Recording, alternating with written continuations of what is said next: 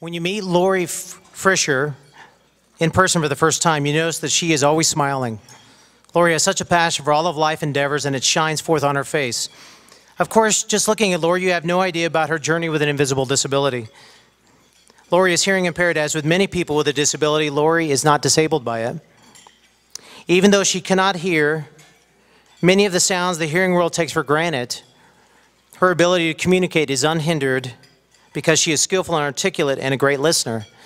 Lori's passion is not only for those who are hearing impaired and deaf, but is manifested in her graciousness and compassion for all people who are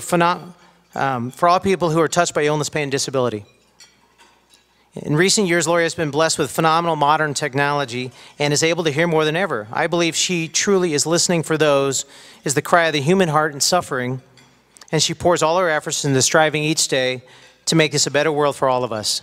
I'm honored to have her as a true personal friend as well as a great friend of our organizations, Lori Frisher.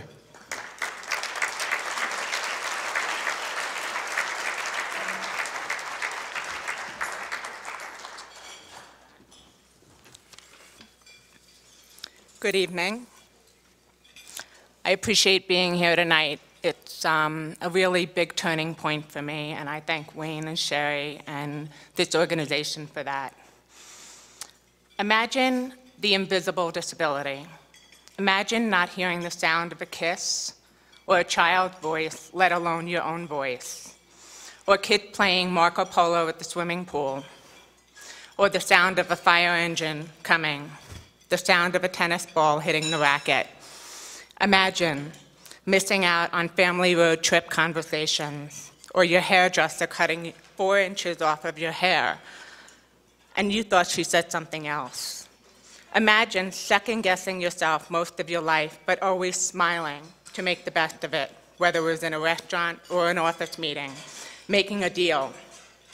Imagine not knowing why one walked away after whispering a compliment in your ear, having to lip read everyone singing at a party since you cannot hear the song. Imagine being a parent trying to make sure everything is right for that child, reading books so their child would not fall behind.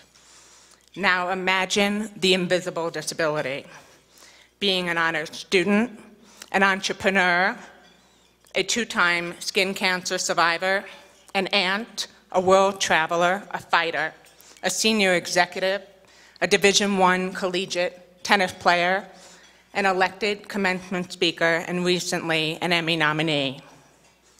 Imagine technology changing so fast. Imagine invisible no more. I was born with a moderate to severe hearing loss and spent 30 years relying on hearing aids in both of my ears. In 2005, after a reoccurrence of cancer, my hearing took over. I lost more hearing. About 30% of my hearing was lost. I then qualified for a cochlear implant, so my hearing went from moderate to severe. When I found out the news that this new technology was coming out called the Esteem implant, I then learned I became the first candidate in the world to have this hearing implant along with my cochlear implant. When this internal and groundbreaking technology came into my life, all the day-to-day experiences we take for granted, I began hearing for the first time, which has become life-changing for me. I have been inspired to document my life experiences, my challenges with the invisible, and my journey into the hearing community. I am fortunate to learn from good friends who live daily with invisible disabilities, from HIV to bipolar to brain injury, that we all can make it. I'm here tonight to share that no matter what adversity one faces, that a strong sense of self will allow one to realize their potential, no matter what obstacles society puts before us. Wayne, Sherry, and my friends of Invisible Disabilities Association, I thank you for turning those limitations into beautiful privileges for many, including myself. More importantly tonight, for turning the sound of silence into invisible no more. Thank you.